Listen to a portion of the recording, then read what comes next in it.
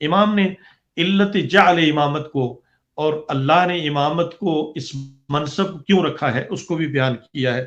فرمایا انہ لو لم یجعل اماما قیما، اگر اللہ کی ذات ایک امام نہ بناتی کہ جو قیم ہو.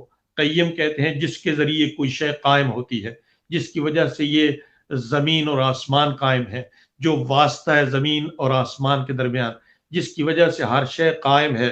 لہٰذا ہم زمانے کے امام کو قائم کے ساتھ تعبیر کرتے ہیں.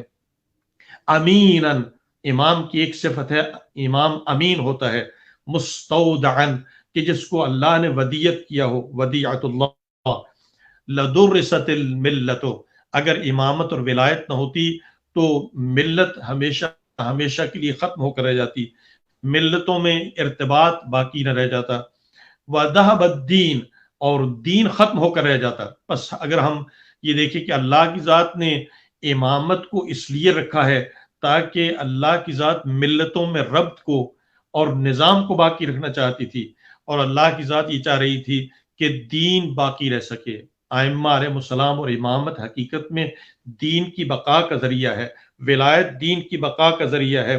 وغیرت السنن والاحکام، اور امام فرماتے ہیں اگر امامت اور ولایت نہ ہوتی تو سنت بھی تبدیل ہو جاتی اور احکام بھی بدل جاتے. بس احکام ابھی تک اگر باقی ہے، اگر آج بھی سنت باقی ہے، اگر آج دین حقیقی شکل میں باقی ہے تو امامت اور ولایت کی وجہ سے باقی ہے. امام ہے قیم، امام ہے ستون ہر شے کا، دین کا ستون امام ہے. اور امام امین ہے، محافظ ہے. اور یہی وہ صفات ہیں کہ جو ائمہ علیہ السلام کے بعد جو ہستیاں امامت کے مقام پر ولایت کے منصب کو سنبھالتی ہیں.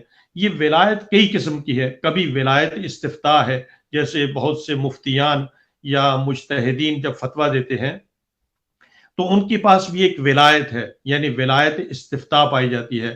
ان کو فتویٰ دینے کی ولایت حاصل ہے. کبھی کسی کو کسی مقام پر نماز کی امامت حاصل ہے اور وہ ائمہ علیہ السلام کی نمائندگی میں اور ان کی نیابت میں آج امامت کرتا ہے. اگر امام موجود ہوں تو امام جمعہ منصوب کرتے ہیں، امام مفتی منصوب کرتے ہیں، امام اپنی جگہ پر مختلف نائبین کو منصوب کرتے ہیں. لیکن غیبت امام زمان علیہ السلام میں نیابت عامہ پائی جاتی ہے. اس نیابت عامہ کے وارث حقیقت میں وارثان الہی ہے، وارثان علم امامت ہے. یہ وہ لوگ ہیں کہ جو ولایت ائمہ علیہ السلام کے حامل ہیں. لہٰذا امام زمان علیہ السلام نے ارشاد فرمایا تھا کہ ہم اللہ کی طرف سے انسانوں پہ حجت ہیں اور ہمارے روات حدیث ہماری طرف سے لوگوں کے لیے حجت قرار دیے گئے ہیں. بس یہ آج کے زمانے میں اگر ہم یہ کہنا چاہیں کہ ہم زمانے غیبت میں زندگی بسر کر رہے ہیں تو ہمارا وظیفہ کیا ہے، تو ہمیں اس زمانے کے متعلق پہلے دیکھنا پڑے گا عزیزان گرامی کہ جہاں پر رسول خدا کی نبوت کے ختم نبوت کی دلیل امامت کا آغاز تھا، ولایت کا آغاز تھا. اور امام زمان علیہ السلام کی امامت کی غیبت کے آغاز میں امام نے اپنے نائبین کو مقرر کیا. پس نائبین کا مقرر ہو جانا خود دلیل ہے غیبت کی. یہ غیبت امام علیہ السلام کی دلیل ہے کہ آج نائبین کے حکم پہ عمل کیا جائے. آج اگر ہم مجتہدین اور مراجع عظام کی راہ پہ عمل کرتے ہیں تو یہ وہ رستہ ہے جس کو امام زمان علیہ السلام نے ہمیں دکھایا کہ امام نے اپنے زمانے میں 4 نائبین مقرر کیے.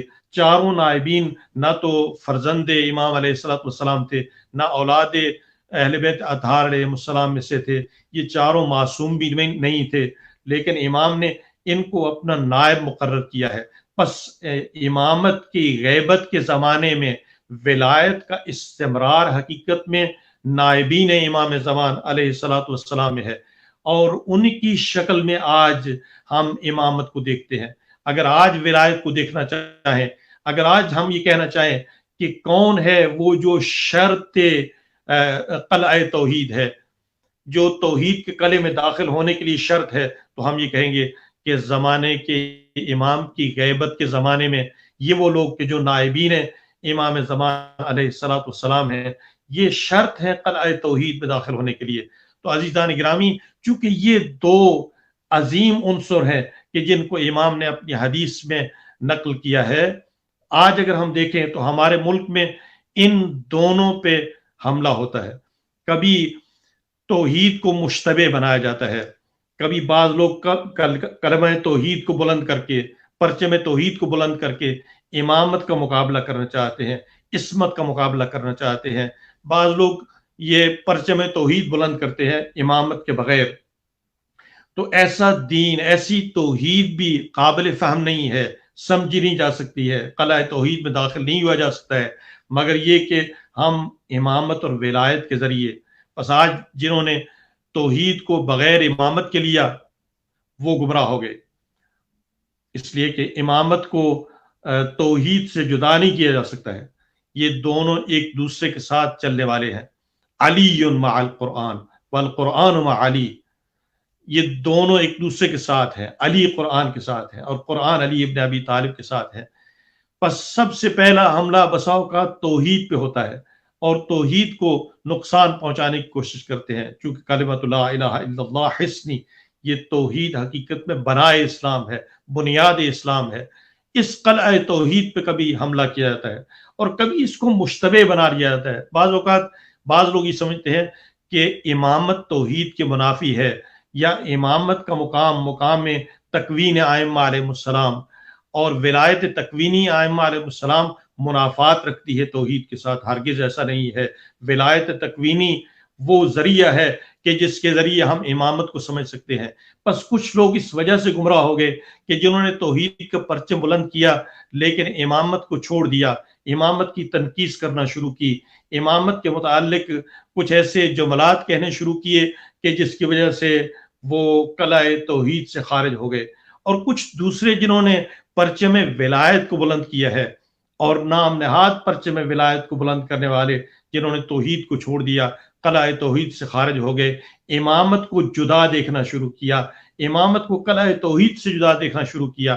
ایسے لوگ بھی گمراہ ہیں، کیونکہ انہوں نے راہبری کے مقصد کو سمجھا نہیں ہے، ولایت کے مقصد کو سمجھا نہیں ہے، انہوں نے امامت کے ہدف کو نہیں سمجھا ہے۔ امامت شرط توحید ہے، امامت اور ولایت وہ ذریعہ ہے کہ جس کے ذریعے انسان قلعہ توحید میں داخل ہوتا ہے۔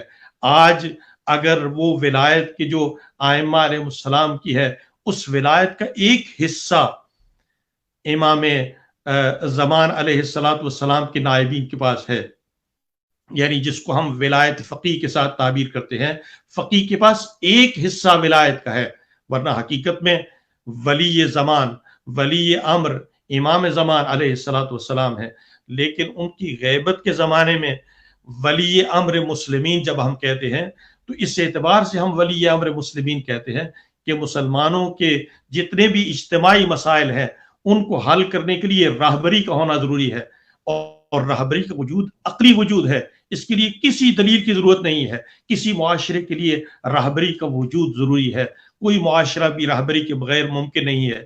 آج یہ لوگ کہ جو نام نہاد یہ کہہ رہے ہیں کہ ہمیں کسی راہبر کی ضرورت نہیں ہے، ہمیں کسی راہبری کی ضرورت نہیں ہے، کیا یہ اپنی راہبری کا اعلان کر رہے ہیں؟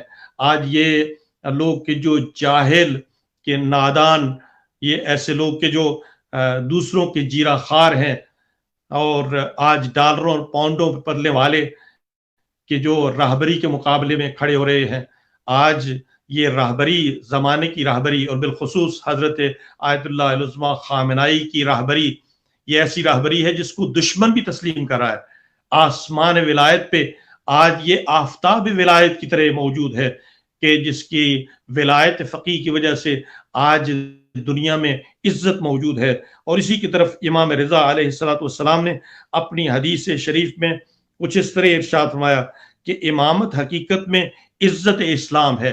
ان الامامت زمام الدین، امامت یہ وہ لگام ہے جو دین کے لیے، دین گمراہیوں کا شکار نہیں ہوتا ہے۔ وَنِظَامُ الْمُسْلِمِينَ، امام رضا فرماتے ہیں امامت نظام ہے مسلمین کے لیے۔ اگر کسی جگہ امامت کو نظام سے جدا کر دیا جائے یا نظام کو امامت سے جدا کر دیا جائے تو یہیں سے بے راروی کا آغاز ہوتا ہے۔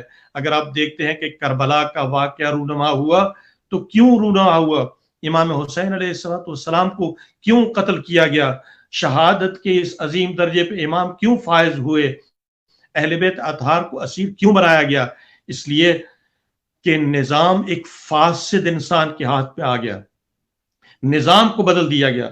जब निजाम को बदल दिया गया तो सुन्नतों को बदल दिया गया, दीन को बदल दिया गया। बस ये करबला हकीकत में एक ऐसा फिक्री लम्हा है कि जो उम्मत इस्लामी को झंझोड़ता है। अगर ये निजाम किसी साले इंसान के पास नहीं होगा तो बेरा रवि का शिकार होगा। आज जो लोग खड़े होकर ये कह रहे हैं हम हुकूमत से कहते हैं, किस हुकूमत को तस्लीम करने के लिए तैयार है? क्या वो हुकूमत की जो इलाही हुकूमत है उसको छोड़कर फासिद हुकूमतों को कबूल करने के लिए तैयार है, ऐसी नाकिस हुकूमतों को कबूल करने के लिए तैयार हैं? लेकिन वो वली अमर मुस्लिमीन के जो सैयद भी है, फर्जंद ज़हरा भी है, जो आज फ़कीह भी है, जो आदिल भी है, जो बसीरत रखने वाली हस्ती है, जो आज उम्मत इस्लामी में एक रेडार की हैसियत रखती है कि जिसकी वजह से तमाम दुश्मन भी खौफ खाते हैं, कि जो दुनिया इस्लाम के तमाम मसाइल को हल करने वाली हस्ती, जिसने ज़ियारतों की हुर्मत को बाकी रखा, जिस हस्ती ने अरबाइन को बाकी रखने के लिए, इसकी सुन्नत को बेदार करने के लिए आज उसको हिफाजत फराहम की है, जिस हस्ती ने हौज़ाए इल्मिया को रौनक बख्शी है, जिसके वजूद की वजह से आज दुनिया में इल्म नशर हो रहा है, जिसकी वजह से आज वो आज़ान नशर होती है कि जो आज़ान अहले बैत अतहार की आज़ान है। आज दुनिया में एक मुल्क है कि जिसमें कलेमा अमीरुल मोमिनीन बुलंद होता है, अशहदु अन्ना अमीरुल मोमिनीन अली इब्न अबी तालिब। तो अजीज़ान गिरामी, आज कभी कलेमा तौहीद पे लोग हमला आवर होते हैं और कभी कलेमा विलायत पे हमला आवर होते हैं। ये दो साजिशें हैं कि जो हमारे मुल्क में रवा रखी जा रही है। एक तरफ बाज कलेमा तौहीद को बुलंद करके, परचम तौहीद को बुलंद करके इमामत को सरकूब करना चाहते हैं, ये भी गुमराही पे है। एक तरफ बाज वो लोग कि जो कलमा विलायत को बुलंद करके तौहीद को सरकूब करना चाह रहे हैं और तौहीद पे हमला आवर होना चाह रहे हैं, ये भी गुमराह है। और ये दो इनहराफात हैं जो मुआशरे में पाए जाते हैं। अगर कभी हम इनहराफात को देखना चाहें तो इस हदीस को अपने सामने रख लें और इस हदीस के दो महवरों को हमेशा के लिए बाकी रखने की कोशिश करें। एक महवर तौहीद है और एक महवर विलायत और इमामत का महवर है। बस अजीज़ान गिरामी, हौज़ाए इल्मिया को और हमारे मदारिस को जो काम करने की ज़रूरत है वो ये है कि एक तौहीद की शनाख्त करवाएं, तौहीद को हकीकतन रूशनास करवाएं और उन लोगों के हाथों से तौहीद को निकालें कि जिन्होंने झूठा परचम उठा रखा है, जिन्होंने मिल्लत को मायूस किया है, जिनकी वजह से इनहराफात मजीद वजूद में आए, जिनकी वजह से फ़िरका वारियत पैदा हुई, हमारी कौम में तफरके पैदा हुए, जिन्होंने तौहीद का परचम उठाकर आज तौहीद के बखिए बखेर दिए हैं। और दूसरी तरफ उनके हाथों से विलायत को निकाल लें कि जो हकीकत में जाहिल हैं, बेबुनियाद लोग हैं और उनके हाथों से मदारिस ये काम अंजाम दे सकते हैं। अगर मदारिस दीनिया और उलमाए आलाम, हमारे बुजुर्गान मुल्क में सही तरीके से काम अंजाम दें और तौहीद की शनाख्त करवाएं और इमामत और विलायत को रूशनास करवाएं, तो ऐसे इनहराफात यकीनन पैदा नहीं हो सकते।